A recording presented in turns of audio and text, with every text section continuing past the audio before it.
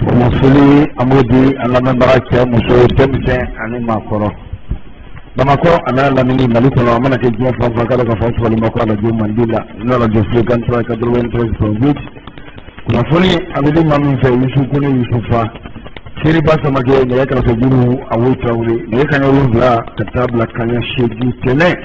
ne ka taa gosi sibiri kunnafoni a si tɛ basi ye ko hali n'a bɛ dɛsɛ. Seriba Yusufa i ni sɔgɔma. a b'a ni sɔgɔma. Baasi tɛ. An bɛ Ala fo ka barika da. Kosɛbɛ. A ye bi yira an na. An b'a deli fɛnɛ. Awɔ. A ka don caman ni san caman yira an bɛɛ lajɛlen na. Ala sɔnna. Bi arabadonya in na bi taratadonya in na. Awɔ. Kutukalo tile 10 san 2000 ani san 21. Awɔ. An bɛ bɛɛ bisimila. Kɛ yɛrɛ arajo sabanan ale ka kunnafoni bulakun sanfɛ. Sanga ani wagati arajo Fréquence sɔrɔ. An ye kɛnɛ sɔrɔ. Awɔ. Siga t'a la arajo Fréquence Seriba Samakɛ. Parce que bi fɛnw ye min kama. An ye min ye an ka jabaraninw sanfɛ. Kunnafoni na nasira. An yɛrɛ ka wuli ka jɔ kɛra minnu seere. O ye kunnafoni ye an bɛna an da don minnu na ka walawala dɔɔni dɔɔni. Lemanaw k'u ka carita sɔrɔ a kɔnɔ. Yan'an k'an ban weleli bi sɔgɔmada in na.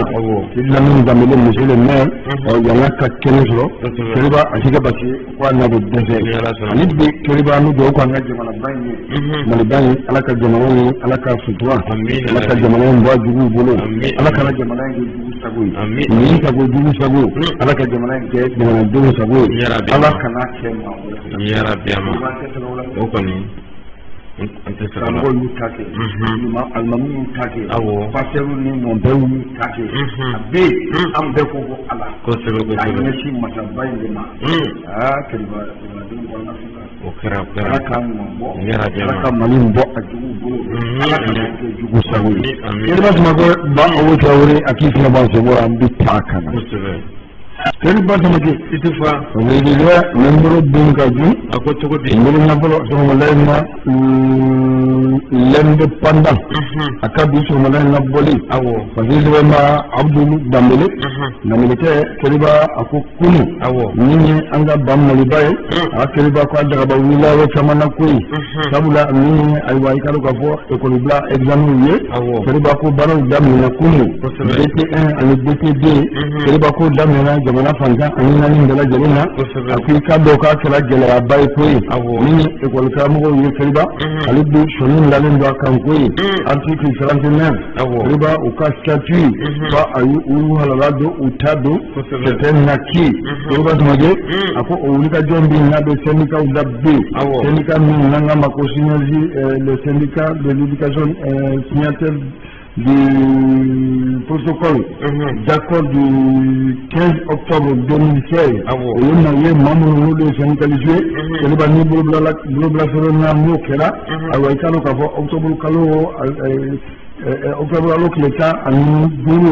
san 2018 Awɔ. san 2016 Seriba ko o ye laɲini minnu ye. Awɔ. Seriba Samakɛ ko laɲini minnu ko n'olu bolo Gariga Awɔ. a n'a ka gouvernement. Seriba ko b'a fɛ ka dankari o la ko ye. Fɛn min n'i y'a ɲini k'a sɔrɔ gɛlɛya kɔnɔ. Awɔ. Fɛn min n'i y'a ɲini k'a sɔrɔ syndicat ka sira kan. K'o ye fɛn ye fɛn min n'a man ka sɔrɔ n'i bolo cogo si de la ko ye. Kosɛbɛ. K'a fɔ o de bɛ ayiwa i ka dɔn k'a fɔ danbe kɔnɔ ko ye. Awɔ. An ka jamanaba in kɔnɔ. I ka fɔ ko ye danbe ye. An ka k'i ka fɔli kɛ. Awɔ. Seriba ko ayiwa i ka dɔn k'a fɔ sunu bodo Mayiga. Awɔ. A tɔgɔ ye Sogɛli Kokala Mayiga. A n'a nɔfɛ maaw. Awɔ. Seriba ko si ka fɔ k'u b'a fɛ k'o fili kɔ ko ye. O kɛ ayiwa fɛn ye. Awɔ. Fɛn min ayiwa i ka dɔn k'a fɔ jamana in kɔnɔ. Ayiwa a danbew bɛ ɲini ka bɔ a la ko ye. Kosɛbɛ. A ko o kɔsɔn bi i ka dɔn k'a fɔ olu ye ayiwa Sogɛli yɛrɛ ka kuma ta k'a jaabi ko ye. Min ye article 121. Seriba ko kɔrɔ t'o la ko ye. Awɔ. Kosɛbɛ. Awɔ. Seriba ko olu ta ko ye. O ko o fɛsɛfɛsɛra. Awɔ. Denmisɛnnin RF t'e bolo. Jamanaden bɛɛ y'a dɔn k'a fɔ nafa b'a la ko ye. N'i ka gɛlɛya n'a tɛmɛna dan kan. Awɔ. O bɛ taa désobéissance civile la. Kosɛbɛ. Olu ko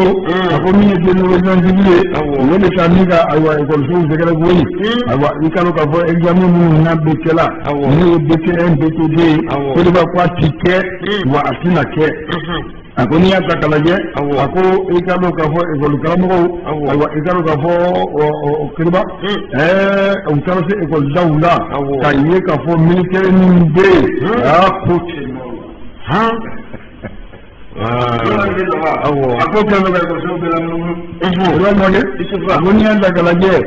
mali ra kun lalla amma jamana ban kun lalla ako ni ikalo ka bo ko juwe sal ni nganga abarake o kan ka be ikalo ko 1666 sal kerba ko de mu nulu kanga ay wani composition ni ke examen ke 38964 kerba mo ge agoni anda kala je ako ko kramo ko kumala ako masira ke jamana fantan nani ngala jela akoi bamakoya ako mini kari ako ye mawalo ta mini mbaro ke ni ye aywa ikalo ka fo administration ani galmi ni aywa ikalo ka fo mamma no be ko barala ni ke medile ko wole falaka ni examen ke ako yala ni examen gami muna bonina o gami una fika ke chiwa ni na litono so ke bugala mega akaka senga koda ko awa mini ikalo ka fo wole no blalenda uluma bi riba magay kasi ka fo o bete ay way kala ka fo minister la ko o si ka fo ni no beta okay riba ko lu jato bla kuma abada kaso ka ma kilen ko be bolola agoni anta kala je ni ay way kala ka fo e ko gramo kan ni do jan civile riba ko a respectera wa tamana ko da ke tomoktu angango ma riba tomoktu angango agoni ni yoro wiye yoro mu ni e ko fiore na ma daire le sangu ma daire awra de ko ma te ka se ka bigi ka da sika agoni anta kala je agoni ni sika soye da se ka na alamu ma riba ko yoro tamane no ako e kala ka fo kira ay ko musul la ngoy amura ulu tabla da gindala koy ateke ni ya gulu mazin sabaw reba ku go jira ni wala koy agoni ya daga laje agoni regime ni reba ku fangade ka bi koy shugal gola ma ga go fangade ngaji ko ka abrije go kram go kam bi ayo ko hake nove hake mi nya di ma de mana ya bulo reba ko ni wala mi na kan na kele ko go agoni ya daga laje ni ay way kalu ka fo e ko kram go ye awa du tamam men mali go bi ni don tamam men no ni ko kram go no wala la koy interpellation ba no minana ni ka datu min da uluka ni kalu ka fo negotiation ni administration ni shugal go ma ya no be kala benke akuti na tuko kene ka abadan ka so ay go kram go kene ale be bula ogoni ako ali namanya ni amanya ko sala negotiation na ele ba ku tani kanele ndo koyi ni o majje na shi wa baraki ay ilame ko taksa Terima kasih. Itufa. Bagi jejerango. Aku ni anta kalaje. Aku ni ikalo kafo ni ekol mesin ni.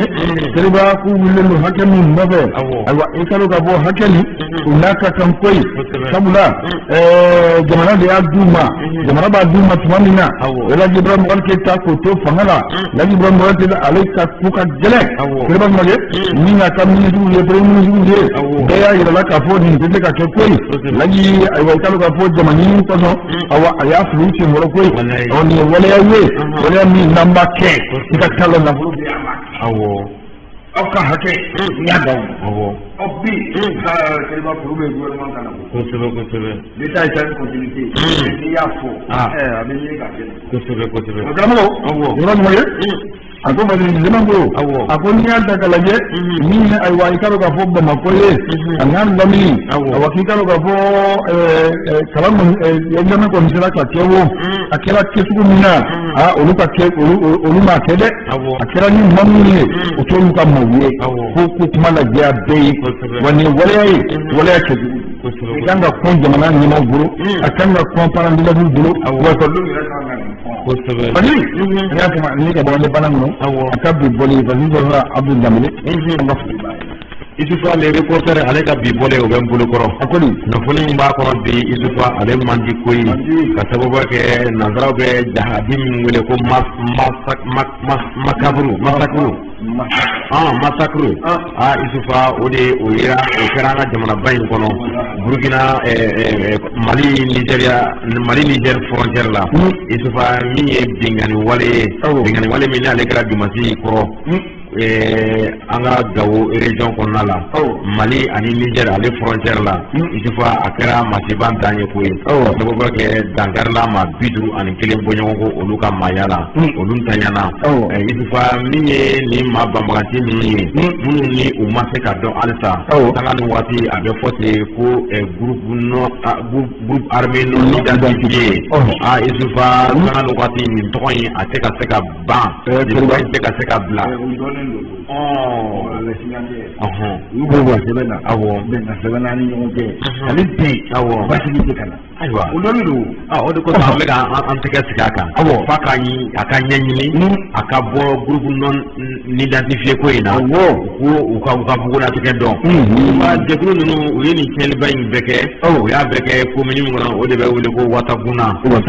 localité yɔrɔ wɛrɛ min bɛ yen n'u b'olu wele ko Dirika ani Dewute Gefu ka fara Kawu kan nin bɛɛ lajɛlen bɛ Asango ale cercle kɔnɔ Gawo région kɔnɔ isufa seereya olu caman y'a jira k'a fɔ ko min kɔni ye nin jahadi in ye ko a juguyara ko ye a kɛra fasodenw yɛrɛ de min ye minnu ye civil yɛrɛ de ko ye civil lakaw n'i y'a jateminɛ maire lakaw b'a la maire lakaw dɔw yɛrɛ ale ye kunnafoni ka walawala kosɛbɛ ale bɛ Kawu ale y'a jira k'a fɔ k'olu yɛrɛ ka yɔrɔ la ko maa 20 olu fagara ale yɛrɛ ɲɛ dara olu su kan ko ye isufa yɔrɔ wɛrɛw fana na maa 14 ninnu bɛɛ lajɛlen farala ɲɔgɔn kan sa ka kɛ maa 51 ka taa bɛɛ bɔnɛ u nɔ la u min na isufa maa fa minnu ni a kɛra nin ye a kɛra maa minnu fɛ ko u yera ko ye nka u ma se ka bugunlatigɛ dɔn de maa ninnu u donna population kan isufa a bɛɛ bɛ moto de la ka taa bali maaw la ka taa dankari kɛ u la Mali ale ni Niger ale frontière la kɔni min ye u tɛmɛna dugu o dugu fɛ isufa k'u ma fosi to yen u ye tiɲɛni kɛ k'a dama tɛmɛ min ye baganw ye u taara ni baganw ye min ye n'u ye nafolomafɛn min sɔrɔ ani fɛn min n'o bɛ u nafa isufa ko u taara ni nin bɛɛ lajɛlen ye nanzaraw jumɛnna nin baara in a gɛlɛyara kosɛbɛ a gɛlɛyara fasodenw bɛɛ bɛ ɲɛji de la bi ko ye n'a ma ɲɛ k'a fɔ ko nin ye bingani wale min u bɛ ka taa ɲɛsin population yɛrɛ ma u da tɛ kuma la u sen tɛ kuma la an bɛ don min na ko bi isufa gɛlɛya a tɔ bɛ ka juguya ka taa fɛ min kɔni ye an ka bolo masirilen sababu ye olu kɔni ye wuli ka jɔ kɛ ka taa fara sigibagaw kan walasa u bɛ se ka janaja ninnu k'olu kɛ cogo min na minisima fana ale y'a kun bɔ ale y'a jira k'a fɔ ko waleyaw kan ka ca walasa nin waleyaw bɛ dɔgɔya min b'a olu fana bila yan nin ko ninnu n'olu ye nin fɔ an b'a fɔ k'olu k'u dalamaga de kɛ isufa min ye Kasim Traoré ale ka laseli de ye ka bɔ le reporter ale ka bi bɔlen kɔnɔ Kiriba isufa ma 51 awɔ civilité la olu bɔnna ni la cercle kelen Kiriba ala ka don kelen yɔrɔ wagati kelen a gɛlɛya b'a ko kan lakana kosɛbɛ insécurité totale ale bi an b'o de fɛnɛ kan Kiriba Mali ka taa o sira kelen kan Kiriba kan ka taa Yangaso ko ye Yangaso a daraba wulilen dɔ bɛ yen la sirène a ka bi bɔli parce que vraiment o de bɛɛ ni jara ye ko ye jarakɛ a y'i bolo da kan a ko min ye i kalo k'a fɔ Yangaso bi Kiriba ko tiɲɛnijugu k'a bɛ ka don jamana kun ko ye a bɛ ka don jamana kun a bɛ donna jɔn tɔgɔ la bi sous-préfet de Yangaso a n'a ka mairie Kiriba k'u ye i kalo k'a fɔ Yangaso Kiriba u y'a morosile Kiriba Yangaso n'ale bɛ région de Segu la Kiriba k'i kalo k'a fɔ l'insécurité ale bonyalen don cogo min na bi o tɛ ayiwa i kalo k'a fɔ sous-préfet ani maire bila halisa foyi jamanadenw olu sigiyɔrɔw ma kalan koyi a ko n'i y'a ta k'a lajɛ a ko min ye i kalo k'a fɔ sous-préfet ani maire Kiriba k'u ye ayiwa i kalo k'a fɔ an ka cɛden dɔ wala n'ale nafolotigi ye koyi Kiriba ni ka taa don u kan su bɛɛ aw ka yɔrɔ ninnu bɛna to tan wa a y'a d'a ma n'a morosili joona Kiriba ni ka kɛ fɛn tigɛta ye Kiriba ko n'i y'a ta k'a lajɛ Fadele Djiran ko a ko maa min bɛ bɔ ayiwa i kalo k'a fɔ Bamakɔ n'a lamini na bi ka taa sanni kɛ nin yɔrɔ ninnu na Kiriba ko a ka ca kosɛbɛ o firike ɲagami yɛrɛ masa Kiriba u nana ye i kalo k'a fɔ min ye 23 conseillers mairie ka conseiller Kiriba ko ninnu bɛɛ lajɛlen ye parcelle kelen sɔrɔ koyi a parcelle kelen na u bɛ 4 mètres ɲɔgɔn bɔ koyi Kiriba Samake 4 mètres sur 4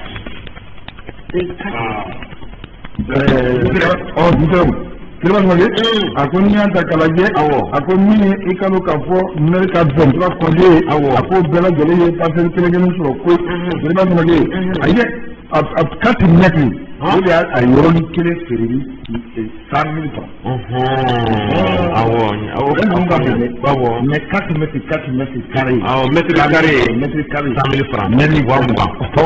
kiriba ngale ako kelo ndaga ba wule bi ni yanga soye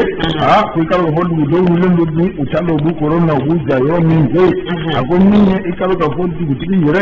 kiriba ku ye dom mon don ko ikalo ka fo kiriba ko di tigi ko le ye aywa ikalo ka fo 1 mètre carré kiriba ngale ako du tigi ana mazamau ako ojondira olumbe ma jara jara ma ko ni ka kesa aywa ka to subur do nyaboro ni ye tay ko du maraba bi du nyama ako ni eta bi ko ako bi o kana da ba wule bi ya naso o tano bu corona bu jaro minda kiriba ko ya kuma ke ni ka da nyama nyaboro ko ako no na ko bi ako amai ko jo kiriba ko tunna kono parce que bidu o tunna kono kiriba ko abara giren la ko kana se ka ba re ma Itondi akara damateme kiriba ku ya bela giren fele awa oni dubo be oluka jamba kono ko kiriba ka dugu yere no fele ka be fele o dugu be yere ta don ni man ni bora ro na kana bu kan ko o jeli de be sina pata ni man be to chenjem be to kira do de drago akobi ni ya nafe awa ademu be na fara no na ko ni ka joka bolon da jona kana nyamo sere ninko akala jo tusi kala jo kuma madamne afara su bejara ni yaka fasiri andita isufa ni jekulu mina ale sigram mali kono barakala ko bula ko sanfa ni ba jekulu wele ko confédération générale des travailleurs du Mali ni o ye CGTM ni barakala ko la fata do jekulu kuraye jekulu gamini ale sigira jekulu ka kuramini uba baraka kamini akatoni le kalo kle ta anenduru temene itufa ukoni ukara asigila sa aiwa ni ngoni jeguni aleti kunye munye ko wala sa mali barakala to munbe ni ulutika nye soro yente ko ni fenko to jegulu to la ko wala sa ulutika be ka kuma jegulu to la niye ni jegulu ni no CGTM Confédération Générale des Travailleurs du Mali ukoni uya ako ya kurumo kare kala je ba folo ko ke dokon temene koronko itufa akara centre awa kita la koya jekulu kuraisa ale koni ale sigirani barakala chamanye ye yoro chama mawele dokotoro bala journaliste bala cinéma bola bala ina fota tri bolao isufa bulula barakala o retraité o fokata se kere barakala chamama isufa nune kera bulu fara we nu tara fara nyokonga ka jekulu ita ale sigi ka nyamko ya ko di ambalaka doma lu bale wele ko fanta sangare ni dasera alima aye mali barakela koroye barakela mini ale tumbe barake werte muna adan na be retraité la me dom na ko bi ni ko ale nyamko ya ole talinu ko di alima o ye Sénégal ka biro kuraye ni kuna ko ni na nyambe yoro chamana ko kata aye bololo sanfe créer la bomada neti ale ka la télé kunu la fe bolé o da faso dem kulo kiriba itufa ale bi ngeto endo panangono akadi bolé kiriba ala tini ki bi koy ni se wale gawe ko gole maslen tabaye ena ye kali kono kiriba wala tini jura wala ni rango ako ni ekalo ka fo di majido no bena aywa ekalo ka fo utikalo kleti lima kiriba timate ako ni atakalaje ni RNC ye no ye silaba ni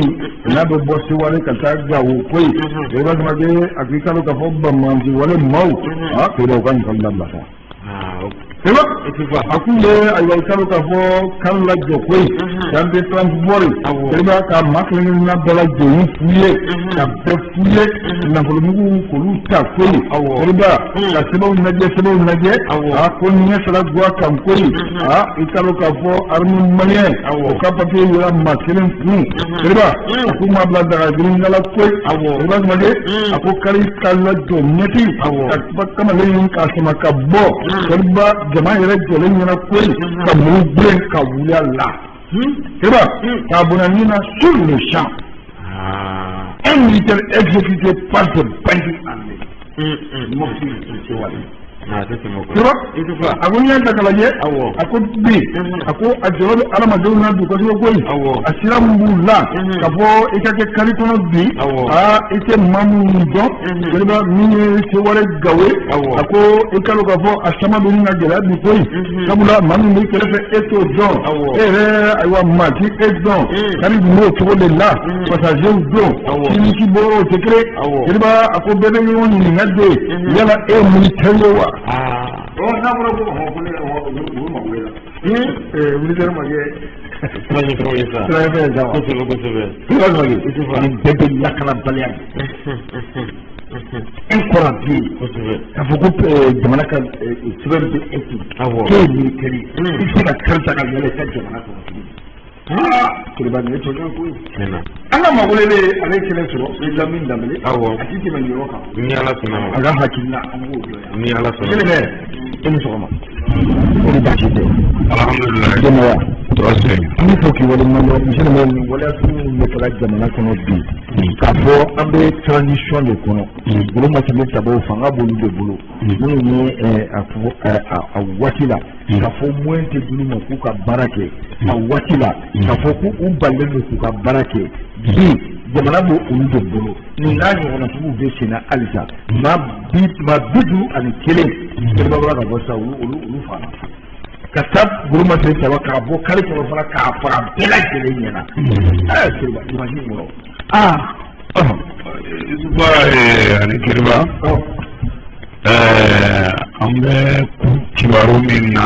bi Mali kɔnɔ kibaruya kura tɛ kɔrɔlen don parce que an ye a fɔ k'a bɔgɔla dɔn o de y'a to n b'a fɔ maaw ye k'u bɛ élection ko kuma la i bɛ taa élection kɛ su de kama wa i bɛ taa kɛ kadaburu de ye ou bien kaburu la jamanaden a bɛ waati jan bɔ Isufa a bɛ ka faga komi sɛ walahala jamanaden bɛ ka sa faga cogo sugu bɛɛ la anw ka jamana kɔnɔ olu ma se dabagaw n'olu ye fanga sɔrɔ nin ko in dɔw tun kan ka jɔ de kuma ka fɔ a si la Assimi Goïta depuis aw kɔni ye dankari kɛ i bɛ ka fanga la an man kan k'a mɛn bilen ne ye nin de fɔ i ye kunuba ko muso kɔnɔma kana cɛ tigɛ tuguni k'an kana mɛn ko bin kɛra dugu dɔ kan k'an kana mɛn ko yafuma b'a la ko surasi dɔ kantigɛra k'an kana mɛn ko dugu dɔ minɛna o waleya kelen bɛ ka kɛ kalo 18 min n'o dira aw ma o tuma la mun de bɛ yen minɛn mun n'a fɔra k'a nana depuis Amadu Aya ninnu tile o minɛn ninnu fana tɛ se ka ci de wa minɛn mun nana ko Ibrahim Boubacar Keïta tile o minɛn ninnu hélicoptère ni yafuma b'a la hélicoptère coulé sur le sol ani ko blindé en carton ani mun fɛn caman donna la de toutes les mines manières nin bɛɛ lajɛlen a bɛ ka fɔ de minɛn de nana quoi minɛn de nana ko walasa binkani wale kana Mali sɔrɔ tuguni kosɛbɛ n'o minɛn bɔra ye Isufa dɔɔni joli bɛ jamana kɔnɔ yan a bɛ yɛrɛ ɲininka dɛ dɔɔni bi sigilen to sisan k'i lɔn an ka fenêtre la sisan ka anw lajɛ an ka ko la k'a bɛɛ filmé ka taa n'a ye awɔ siga t'o la n'i ko k'i b'a gosi a sigi mɔgɔ min bɛ k'a lamaga o sigilen ɲɛ an b'a kɛcogo bɛɛ la o tuma dɔɔni bɛ taa sanfɛ i t'a sɔrɔ dɔɔni joli bɛ Mali kɔnɔ an bɛ don min ko bi a ka ca voiture blindé joli bɛ yen ni mugu gosira a kan n'a tɛ fɛn k'a la barakɛla joli nana ko walasa ka malidenw bɔ gɛlɛya kɔnɔ crise kɔnɔ lakana a ka sabati a ka ca donc an kana to ka tulon kɛ adamadenw ka lakana la an kana tulon kɛ adamadenw ni la k'a fɔ moment i bɛ ka tile ni ne kun bɛ yen sofa an y'a fɔ yan ni maaw sara ayi ni maaw fagara adamadenw fagalen ani salen tɛ kelen ni adamadenw fagara ni e maa i da guwan a kuma la i bɛ mɔgɔw kan mɛn k'i bɛ président de contre la nin fatuwa kan min tun bɛ sen na hali sisan a kuma kelen bɛ fɔ maliden dɔw fɛ isuba an y'an sɔnni sigi a ka yɔrɔ caman u ye micro tɛnkun na ko atiri vice président ko ne ko PAZ bɛ cogo di ko PAZ point min b'an intéressé kosɛbɛ fɔlɔ o ye sécurité de lakana a tɔ bɛɛ cɛtiribo kan ni lakana bɔra la an b'an tintin fɛn min na o ye la refondation du Mali ye Mali bɛ segin malidenw ma cogo min awa Mali kɔrɔlen taabolo kɔrɔ ka bila o de ye refondation ye a na taa kɛ k'u bɛ institution kuraw créer an m'o f'u ye dɛ fɔra de minnu bɛ yen u ye mun kɛ le bilan de tous ceux qui ont passé dans les différentes institutions les membres des différentes institutions les responsables des différentes institutions de nos pays pendant plusieurs années o de ye refondation ye kosɛbɛ waleya kɔrɔ min tun bɛ to ka taa refondation hukumu kɔnɔ banbagaci wale mɔgɔw ye hakilina min sɔrɔ a ɲuman yɔrɔ bɛ min an k'an k'o de ta refondation kan a juguman yɔrɔ bɛ min o ka bɔ a la isufa ne tun tulo bɛ jamanaden dɔw kan na halisa mun t'a ɲinina k'a faamu n'u bɛ taa a ɲini toujours min mana kɛ yen k'o ni yɔrɔ kumani fɔ ko sɛbɛn mun dilanna anw ka jamana la ko sɛbɛn in ka ɲi ko maliden bɛ lafiya sɔrɔ a la depuis sɛbɛn in kɔnɔma fo ka taa sɛbɛn nin wolo anw ma lafiya depuis sɛbɛnw dilanna les traités depuis a wolo tuma fo n'a bila bi la a kɔrɔbayara sa halisa malidenw ma lafiya donc an bɛ min nɔfɛ sisan sɔrɔsikɛ 4 wa 5 wa 6 olu de ye jagɛlɛya kɛ ka taa président minɛ ka bɔ a ka fanga la ka tila k'a fɔ a y'i sigi yan ban kan a bɛ san caman bɔ san'a bɔlen kɔ premier ministre ni président de l'assemblée ya la ne tun ma ban ye ko IBK sigira a kan mais nin sen fɛ IBK sigira Banjalan kan minɛli tuma kati a ko généraux aw fana bi yan aw ye n trahi dɛ aw y'a fɔ ko bɛɛ ka ɲi ne ɲɛna nin bɛɛ lajɛlen kɔfɛ Isufa depuis yɔrɔ jan bɛ to k'a fɔ ni ɲɔgɔn tuma tun kan ka sɔrɔ caman bɛ bɛrɛla de fɔlɔ o ye refondation fɔlɔ ye mais maa min kan ka minɛ n'a kan ka don kasobon na ou bien crime kun kɔrɔ ou bien tiɲɛli kun kɔrɔ crime sugu bɛɛ financier crime économique i donna fɛn fɛn kun kɔrɔ i tun kan ka to bɛrɛla fɔlɔ fo k'i woloma k'i dɔn nafolo in taara yɔrɔ min maintenant aw ye mɔgɔw bila ka taa n'u ye k'u ka t'u ka so ka tila ka cabinet dilan dɔw ye coup d'état dun kun kɛra jumɛn ye ba ka fɔ ɲɔgɔn na dɛ ni ala ka kɛ an tarakira bolo de k'i ye san caman kɛ mara la san 7 i ye san min kɛ mara la i ye waleya dɔw de ta ko bɛ kɛ hɛrɛ ye jamanaden ma o hɛrɛ ma ye anw fana ye jamanaden dɔ ye yan'a ka kɛ Musa Tarawele ta tile ka taa mugu ci jamanaden na u ka manifestation sen fɛ hakaja o yɛrɛ dɔ kɛra an ko o fana ka jɔ te jeli bɛ ka bɔ Mali fantan 4 bɛɛ Bamakɔ fana jeli bɔn daminɛna o ka jɔ an wulila an ye jɔyɔrɔ min la mais n'an ye jɔyɔrɔ min la an ko an tɛ fanga kɔ mais fanga tilara ka na taa ka da aw ma ni fanga taara ka da aw ma mun de b'a aw bali min bɛ dɔ jɛ ko o walediya tɛ se ka kɛ majɛ bɛ fanga dɔ in kɔnɔ a kan k'o bɛɛ ta kelen kelen ka baara kɛ n'o ye mais Isufa a tɛ se ka sira sɔrɔ dans l'analyse approfondie cogo di ne de ye tiɲɛlikɛla kɔrɔba ye ne ɲɔgɔn tiɲɛlikɛla tɛ yen ne de ye sɔrɔsiw fa ne de tun bɛ bandi armée la ne de tun ye rebelle ye a tun bɛ fɔla ne de ka côté ma ko terroriste an ni e bɛ ka baara kɛ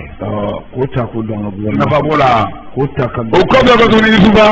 ne de ye crime économique la ne de ye soɲaliba kɛ an yɛrɛ kɛ milliardaire ye bi parti politique dayɛlɛlen bɛ n bolo bi soba kuleden caman ba jɔlen bɛ n bolo la bi baarakɛyɔrɔ dayɛlɛlen bɛ n bolo n y'a bɛɛ ta fasoba in kun nka ne bɛ ka yigige halisa parce aw bɛ min Asimi n'aw bɛ sunɔgɔ la aw tɛ se ka kun de wa nin tɛ aw ni yɔrɔ bali o n'a ye nin tɛ dɔrɔmɛ bɔ aw ni yɔrɔ la Maliki Jaw min taara yɛrɛ sɔrɔ CNT kɔnɔ o fana u bɛɛ lajɛlen kɛlen bɛ ka taa direction jumɛn fɛ président kɔrɔ ka direction kɔrɔ an ka sabali dɛ tuma bɛ ka fɔ a mɛnna Yusufa n'i b'a fɛ ka crime économique ani crime dɔ in n'a bɛ fɔ o ma crime perpétré par les tueries et autres la n'i b'a fɛ k'o waleyaw san mɔ bi a waleya tɔmɔ man go walahi kunɲɔgɔn kelen de bɛ n bolo a cayalen b'a kunɲɔgɔn 7 n bɛ n tɛgɛ la a bɛɛ kɔrɔ san 7 in kɔnɔ min ye tiɲɛli kɛ n b'i tɛgɛ labɔ n'i ye tiɲɛli kɛ tu réponds à tes actes n'i y'a répond ni dɔnkilida tɛ kelen ye i ye nɛni kɛ dɛ i ye mɔgɔw don tan dɛ nin man kan ka fɔ tan dɛ réseaux sociaux y'a don tan a y'a bɔ tan nin bɛɛ ye tiyatiribɔ de ye min ye tiɲɛli kɛ dɛ halisa u bɛ k'i dalamaga min ye mɔgɔ faga kɛ dɛ halisa o bɛ k'i dalamaga mɔgɔ fagalaw olu ka kɔkɔrɔmadonbagaw n'u ka complice o bɛɛ bɛ k'i dalamaga bi Mali ko rɔ o bɛɛ bɛ ka contribuable ka wari dun contribuable ka wari ye mun ye impôt ni taxe min bɛ sɔrɔ an ka jamanaden bɛɛ o de bɛ ka kɛ ka gouvernement balo o de bɛ ka kɛ ka conseil économique social culturel balo o de bɛ ka kɛ ka haut conseil de collectivité balo o de bɛ ka kɛ ka kuru nin bɛɛ balo o de bɛ ka kɛ ka toutes les institutions du Mali k'a bɛɛ balo aw ni Alaw tala cɛ o jamanadenw bɛ kasi ko yɛlɛma ka kɛ ko yɛlɛma bɛ taa ni taabolo min ye k'o ye nin ye ne mɔgɔkɔrɔ kelen tɛ se k'o yɛlɛma kɛ fiyewu n bɛ mun n'a ye nin bɛɛ de b'a la koyi walahi bilayi tant que o mɔgɔkɔrɔ kelen bɛ yen n'i y'a kɛ tan Keriba a bɛ kɛ fiɲɛ ye dɛ walahi ninnu to yen ils ont l'expérience tiɲɛlikɛla de don i b'a n'a ka tiɲɛ to o nafa jumɛn bɛ nin na ka to ka zon to yen ko a bɛ suɲɛli kɛ k'a ka ɲi aw ye mun jamanaden ye o b'o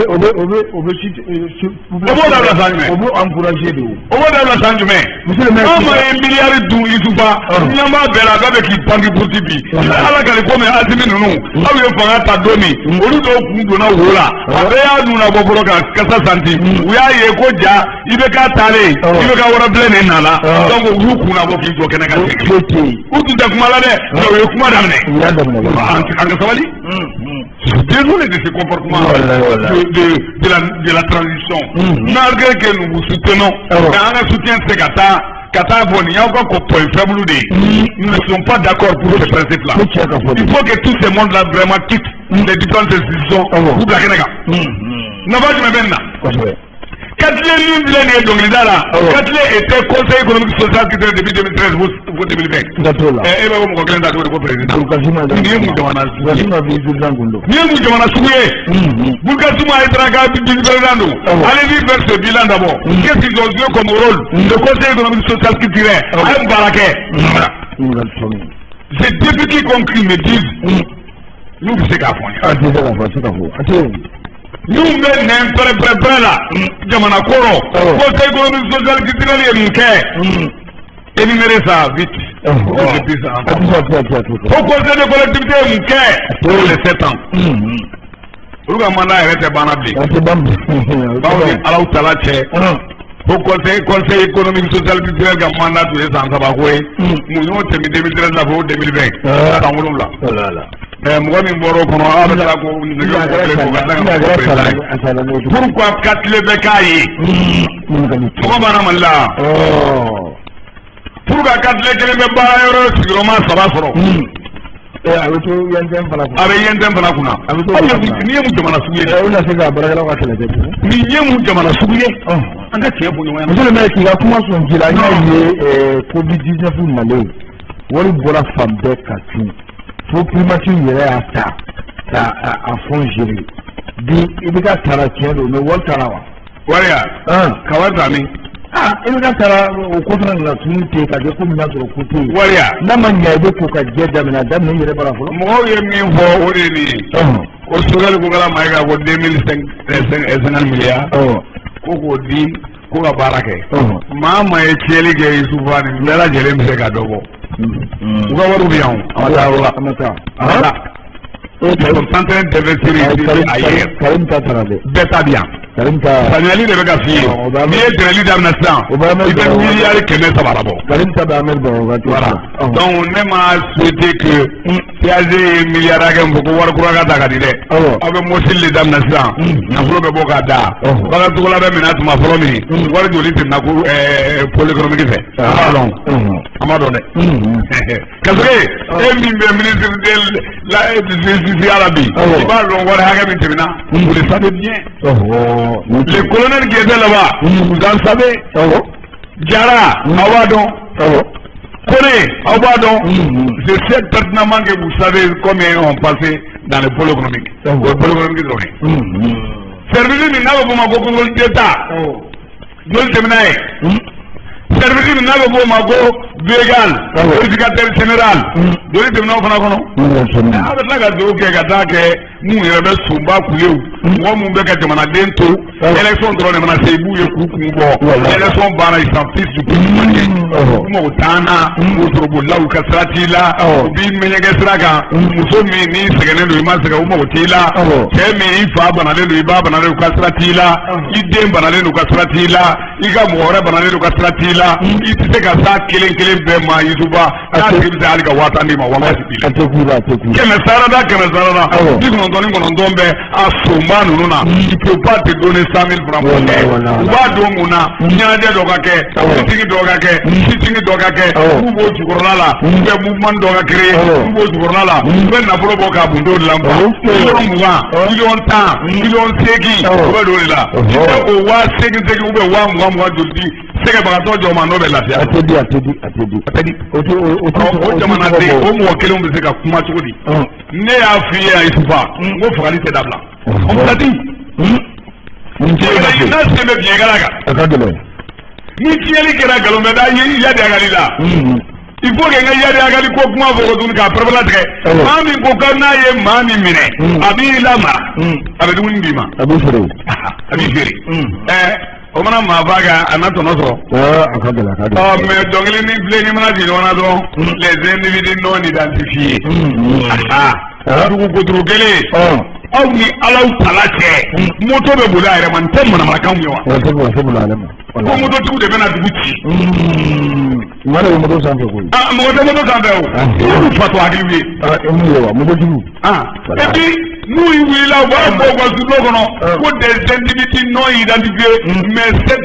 cette attaque a été réclamée de l'Ansardine de ceci cela de Katiba mais ni manamanakanw datu yɛrɛ ma revendiqué a tigi tɛ yan u tɛ yan yadiagali balolen tɛ yan il est mort Amadu Kuba aw ye nkalon tigɛ yan tubabuw k'a sara a bɛ pourquoi il ne sort pas dans une des vidéos pour dire à ce monde là ne de nɔ ye nin tant que nin bɛ sira Isufa bɛɛ ni Alaw tala cɛ a fagali tɛ ban parce que ni ne ye tiɲɛli kɛ a bɛ fɔ kɛnɛba don ni ne ye tiɲɛli dɔ kɛ tɔgɔ bɛ la fɔ a woyi a ma s'i ma a ma surunya la ne de dun don tɔgɔ bɛ fɔlɔ tugun quoi silamɛ bɛ tiɲɛli labila sa mais olu fana ne de bɛ b'a dabila bamananci jɛkulu ne ka d'u ye o ne ne ka d'u ye o ni ko dɔ kɛra jamana e tɔgɔ tɛ fɔ ko ba dɔ mana kɛ ten u bɛ bali k'a fɔ ko anw jɔ ka sɔrɔ u t'a kalama ye walayi o fana ka d'u ye mais n bɛ fɛ ka min f'i ye yadiagali ye multimilliardaire a ka wari ka taa hali ka président ka wari mɔgɔ min tun bɛ maaninfin feere tubabu ma n karamɔgɔ des milliers de millions milliards ana sefa la donc kana an kana to ka nin bɛɛ jouer u ka bɔ géopolitique africaine u ka bɔ a kɔnɔ an ka taa le géopolitique réel kɔnɔ ka adamadenw ka ko jateminɛ degun jumɛn b'u kan an k'o ɲɛɲini mun na nin sigida mɔgɔw tɛ se ka déplacer tuguni ka taa kɔɲɔkɛ yan mun na nin mɔgɔw tɛ se ka taa tuguni ka taa sugu sigi mun na nin dugu mɔgɔw tɛ se ka déplacer ka taa bɔ yan ka taa ji ta ji tɔn yɔrɔnin na ou ka taa fini ko ka tila ka segin ka na o bɛɛ lajɛlen balilen bɛ jama kɔnɔ an bɛ san joli la a bɛ ɲini ka na san 10 bɔ an b'o position na min mana na o b'i sigi arajo la k'i k'i sigi télévision na ka anw hakili sonyana ka discours simple on ne sont pas là ils ne sont pas d'accord mais monsieur mais nin bɛɛ bɛ kɛ communauté internationale sigi communauté internationale de tiɲɛ wa on a dit barkan kɛ ka bɔ yan anw ka autorité n bɛ ka o bɛɛ de fɔ a bɛɛ b'a la o l'autorité est en train de caresser cette partie alors communauté internationale est-ce que ces communautés internationales ils sont composés de combien d'éléments des différents pays est-ce que ces pays ont soutenu le Mali lorsque Macron s'est levé ce petit Macron s'est levé Katafo pour en sanction du Mali ils ont bronzé donc y'a bolo kɔnɔ taw la jamana jumɛn mɔgɔ y'a bolo kɔnɔ taw la a communauté internationale jumɛn a musulman jumɛn Nations Unies jumɛn Nations Unies kelen kɔnɔ celui qui a le droit de voter les deux pays nous ont soutenu an bɛ se k'a fɔ olu de ma aw tɔw k'aw ka kasa kuru ka taa an bɛ irisi la ani siniwaw reçoit bara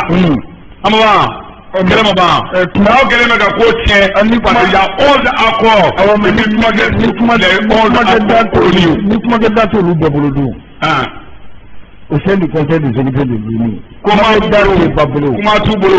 u nakun ye min ye a fɔra de ko ka jamana bɔ dibiŋa kɔrɔ a ma fɔ ko ka jamanaden to a ka faga dɛ non non non mɔgɔw ka nin bɛɛ kuma wɛrɛ de tu ne peux pas venir sur moi l'ennemi est en train de tuer toute ma famille o ye mun bilama kan ye o ye mun kuma ye o tuma i na kun c'est pourquoi mon cher n'i ka minɛnw nana mun ɲini bara i tɛ taa minɛnw gansan to n yɛrɛ bolo pourquoi c'est ce que nous avons dit en 2012. Malien c'est quoi famou? On a dit, en de Aramaden Toye, Minankana, on a besoin des avions. On a besoin d'une intervention aérienne. Personne n'a parlé d'une intervention terrestre. Parce que nous avons eu Bolo Diala. Amafouye. Avion de Bedama. Ni Beteresibi à Bedama, mais avion de Nilagili. Avion de Dongero, avion de Yabo Moussodofe. Pourquoi on a qu'à moi là? Avion de Naouten Tagadozi. Voilà. Moi j'ai dit ça devant Moussa Mara, devant les milliers de soldats à Kati. Dans la mairie de Kati. Mairie principale Miblene Boukonala. Aïe n'est pas cliqué. Nous ne souhaiterons pas la venue des personnes des humains. Akanaso. Na Yaramadou Nana, Ramadou Bouga Hagnaber. Adamadenw b'u ka fɛɛrɛ dilan u tɛ bɔ yan san kelen u tɛ bɔ yan san fila a don a kɛra ko waye aw ye kupa mɔgɔw ye a ye Umaru Mariko ka mɔgɔw ye a ye Farana sa an y'a faamu Musa Mara yɛrɛ ko kɔngɔ de b'an ka baarakɛlaw la an ka mɔgɔw ma former u tɛ fɛn u ma kalan u ma fɛngɛ ninnu nana ko bɛ kɛ tare tare Musa Mara i tulo bɛ Silami Amerika na i y'a mɛn sisan depuis u nana bɔ sisan u tun bɛ e yɛrɛ kan tigɛ ka tila ka préféré wɔɔrɔ kan tigɛ ɲɛfɛden e kunnadi Yara de ko u nana mais est-ce que si c'était les militaires maliens à Kidal ce jour-là ils allaient piétiner même un préfet oh là là ou mɔgɔ kelen kan tigɛ an ka fasi la est-ce que Yari de ye mɔgɔ kan tigɛ ah non mon cher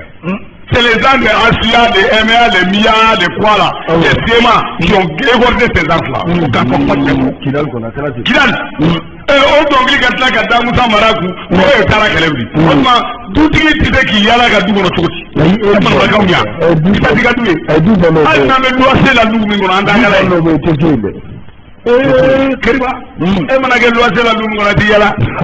bitigɛ yɔrɔ o a dɔgɔnin o fan fan min i dun ta tɛ e ta ye kalo dɔrɔn wari ye jamana kuturu ɲɛmɔgɔ dankan premier ministre lakalakatɔw ye o dɔnkili minɛ Musa Mara de taara bala wuli a donna ta bɔra ta ale de m'a fɔ a ka DPG la fɛn na DPG la ko ale politique générale de gouvernement k'ale bɛ taa yen a m'a fɔ wa a m'a fɔ assemblée kɔnɔ wa n'a ma taa fana a ma nkalon tigɛ yan. Sugali fana ka PAG y'a jira k'a fɔ Kidal tɛ Mali bolo. mais o de don k'u bɛ ka nagasa de Isufa n'aw bɛ ka na sisan c'est parler que mɔgɔw ka ko ninnu ta ba la o de y'a to min y'a acteur kɔrɔ tant que o bɛ a tɛgɛ bɔ a dɔ filɛ nin ye Zabi u sigi Mohamed a bɛ mun ɲini n'a ye Ala k'i taala bɛ mun ɲini na CNT kɔnɔ fo ka jɛya Mamadou Jara Souba ninnu bɛ mun ɲini n'a ye fo ka jɛya Marimata Jara ninnu bɛ mun kɔ ils ont fait quoi qu'est-ce qu'ils n'ont pas pu faire lorsqu'ils étaient au pouvoir le régime normal. Donc il n'a pas quoi qu'il y ait voilà. En non là tout, nous tout le ministère de réconciliation là, ça passe. Ça tenu Djadjeba nous, ils sont tous dans le TNT. Le ministère le ministère qui est bon, comme conseil spéciaux, comme conseil technique, comme secrétaire général, comme ambassadeur, je te dis c'est les mêmes anciennes personnes qui sont toujours au poste. On ne peut pas croire qu'il y a une colonie. On ne peut pas faire l'omelette sans casser les œufs. Tu dois casser les œufs. Et c'est que c'est pas Kulama Tibouloda, Bamananga, Keboka, Omelette, il est devant Tirepo, devant Tidola, à Frauteta, à Tota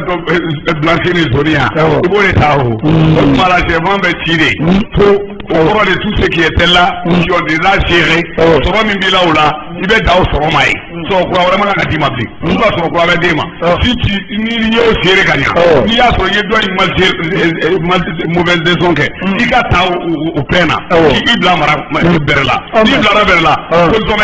mais tant que nous be Kenema, tant que vous tendez au Kenema, vous be Jamana Kogan, il va avoir diplomatique pour vous, il y a un peu de bois, vous savez que ça soit pour nous trouver, les gens de Tasma Bedou, on est à la carte de Kobepa. On est pressé l'eau, on se retrouve à Tagaboui, on va vous Tagaboui. On se retrouve à faire un Dogoro, on se retrouve à qui n'y est sur le Kogan Torata, et le Congo que l'on tisse. Ils sont à la présence partout. On a une déco de Maliko. À Maliko, on s'en fout de s'ils étaient au Maliko, Maliko, comment pour le payer? Vous m'avez quel voyage, mais et tu vois que maintenant on va voyage, ça ne veut pas dire que Yannick Bako fait mais où que vous voyez là, Maliko est si l'intro il y a du logo, autrement il va climatiseur qu'on s'en fout. Il va nous amener favori now. Il y a la présence sur Gazimachi, Aula, Auma Wele, Jima Boka, Auma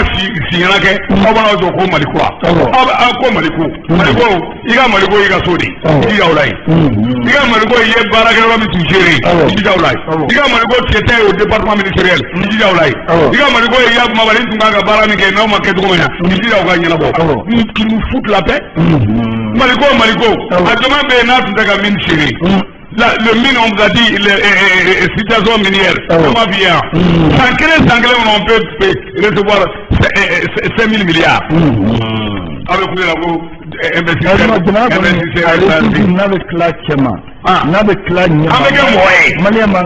Mali est un pays riche. Monsieur le maire, au Kona la Anya Jamana, BTN idée autour d'Amena Mokono, mais école de Tarabolo Minkanti, Samu Sankatuka, année sauvée, mais Antika école est sauvée. Et ça, également, à Débissa, transition qu'on a dit, école manque à se sauver les marques, année sauvée, pour Dablawa. S'il y a des gens, mais what if Sanwo Sa Amena de Ambassadeur il a fait la main. Ambassadeur le Bobby, mais toujours avec beaucoup d'années blanches, en 2009. Mais les années sont rouges, avec le monnaie de truc, avec le Godili, en année. Nous ne pouvons pas nous couper calanquet, couper la jamana de Mara, couper la maraque, couper la beaucoup d'enseignements, étudiants, couper calanquet, couper calanquet n'a pas de jamanaï. Même les enseignants, vous l'avez mis fort. Et ils doivent enseigner. Tu n'as pas enseigné, c'est pour cela qu'il y a les cours privés. Je te dis. Maintenant, le problème de Romy, pourquoi le gouvernement n'a pas analysé d'abord avant de prendre l'article 39 en loi? Pourquoi Maga?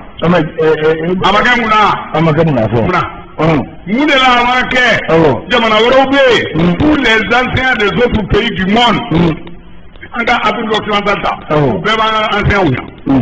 tous les travailleurs des autres pays d'Afrique occidentale avaient Malitaïa. Tous les c'est-à-dire il n'y a pas de corps là. Même les services du gouvernement. En nous posant nous comme qui veut jamana gouvernement. Wallahi billahi ta'ala. Je vais casser la maison aussi comment ça va le bien.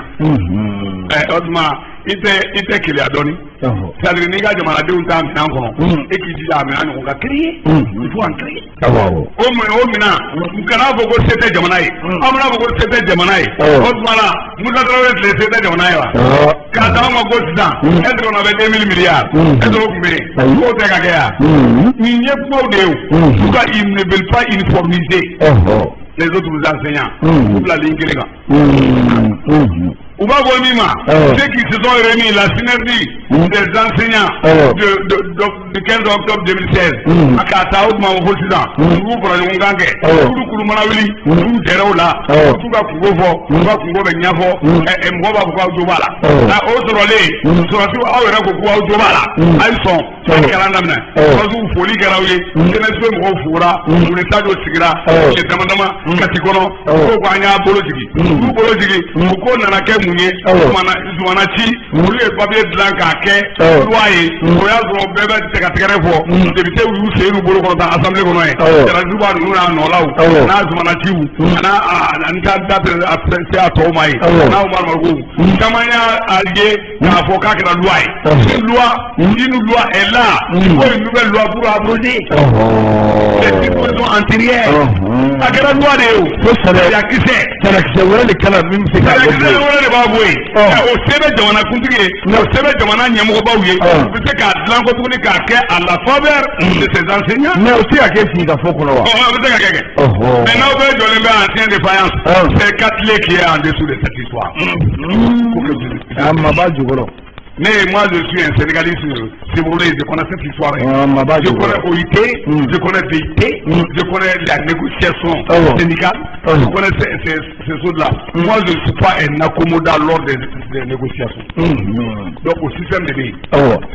Katile ye kɛ k'ale ma tiɲɛ na i b'o fɔ cogo di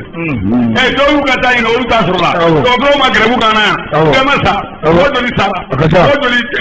banalen tora dɔgɔtɔrɔso kɔnɔ mɔgɔ joli wulila ka taa i yɛrɛ ye faga yɔrɔ wɛrɛ parce que a b'a fɔ ko nin dɔgɔtɔrɔ de ye référence ye n bɔra nin dɔgɔtɔrɔ fɛ yen n taara kiliniki dɔ la référence tɛ yen n bɔra yen n taara n yɛrɛ sɔrɔ CSCOM dɔ kɔnɔ ko Palasan ka furakɛ n tora taliba la n'o sara mɔbili kɔnɔ n'o sara dɔgɔtɔrɔso yɛrɛ dara n'o sara kuru kɔnɔ yen n'o sara u ka liga lalen kura fama ban sɛbɛnna la u sara o dɔgɔtɔrɔw ka hakɛ ma d'u ma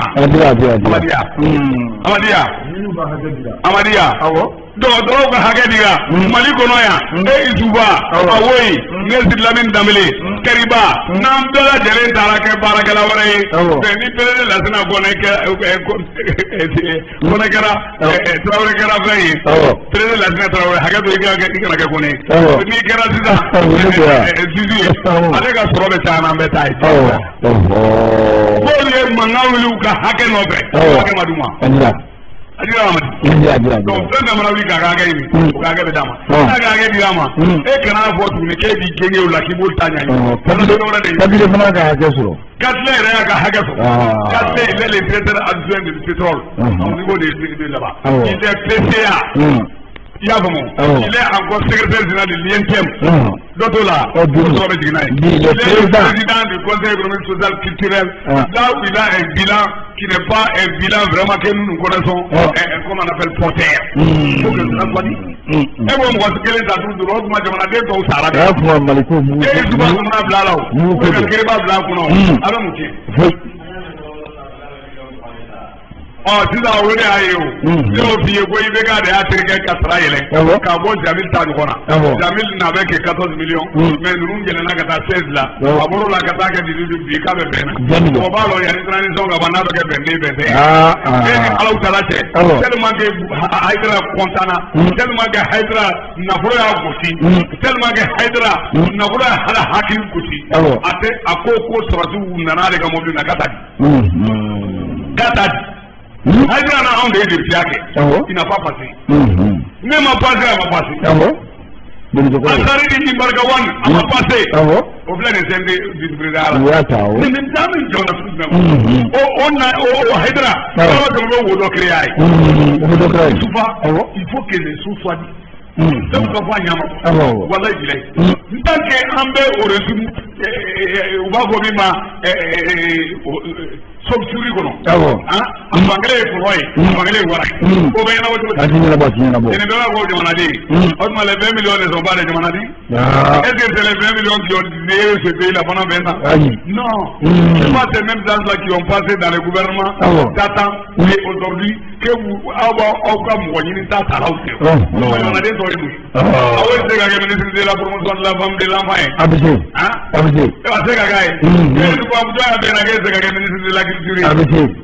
sɛgɛli bɛ yen o na baara e b'a se ka kɛ ministre de sport ye wala ne y'a fɔ ko y'a fa la bugu la tɛ se ka kɛ ministre de l'artisanat et du tourisme bamanankanw tɛ yan mais a bɛɛ bɛ mun la mɔgɔ kelen ninnu de mɔgɔ kelen dɔrɔn de don ni min ma don o fa bɛ don o baramɔgɔ dɔ bɛ don o bɛ ba bɛ don o dɔgɔnin bɛ don o den bɛ don dɔw yɛrɛ a tun kɛra tuma dɔ la i bɛ ka tile rɔ yan ministre kɔrɔw denw bɛ ka na transition fana b'o cogo la transition fana bɛ ka jouer min dilan a bɛ ka taa gouvernement anw yɛrɛ y'o lagosi c'est-à-dire la alliance pour une transition intelligente et réussie an dun ɲɛ b'a la bi a ko cayalen don an ka copier coller cayalen don a bɛɛ ko ko bɛ soutien kɛ transition ye an mun ta ni dɛrɛ o don k'a fɔ le 26 k'u bɛ transition soutenir an tilara k'a fɔ ko élection ka kɛ o ye mun jatigi bɔ ye o tuma élection bɛ kɛ su de kan o fana bɛ k'o fɔ donc o kura bɛ créer ko je soutiens la transition c'est pour leur dire que jouer de bɛ ka kɛ a bɛ kuma mɔgɔ kelen de kan gouvernement a tɔgɔ di Mutawani fɛngɛ muso tun b'o kɔnɔ tɔgɔ di cɛwle muso tun b'o kɔnɔ gouvernement Sugɛl Dayi Danbɛlɛ muso b'o kɔnɔ a bɛɛ bɛ tununna mɔgɔ kelen ninnu de kan n'u yɛrɛ tɛ u muso n'u yɛrɛ tɛ u denw i ye maa min minɛ e b'u kɛ mun tuguni ka y'a kuma b'a la nin ye mun ka ye juba kuma pour que ka bɔ kuma rɔ ko nous sommes en dit Tata Bango o taara an ka musokɔrɔba Tata o mɛnna dɔɔni o mɛnna mais fɔlɔma de bɛ yan ko o taara n'anw ka sɔrɔ don an bɛ dugawu don kɛ ala ka a bila a bɛ ka nɛma ni ala sɔnna mais fɛn min ye Yusufa ne ka foli bɛ yɔrɔ min na o ye bi entreprise min n'a tɔgɔ ko Paris Michel Périmali a ɲɛmɔgɔ kura ye baara ta a bɛ yaala yaala la service bɛɛ ni ɲɔgɔn cɛ ka bɛɛ lamɛn kelen kelen nin hakilina in hakilina in ka fisa dɛ ni nin hakilina in tora baara dɔrɔn fariyɛriw bɛ ka tɛgɛrɛ fɔ biyefeerelaw bɛ na tɛgɛrɛ fɔ y'a kuma b'a la an baarakɛlaw fana bɛ na tɛgɛrɛ fɔ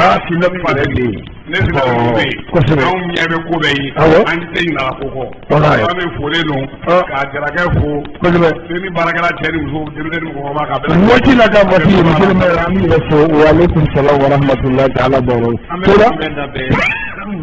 Madame Traoré ba Adjata Traoré jamu projet la ni Amina Sidibe Mali kɔnɔ France ka bɛɛ fo ka wari Madame Maïga Kɛlɛtu Bangura Torokurabugu olu se yɛrɛ fo hippodrome na bitu mana na micro juru Seriba Samake musu gole Yusufa ne kɛrɛfɛ juru a wo Traoré aw k'an bɛn inshallah bi taa an b'a ɲɛngoya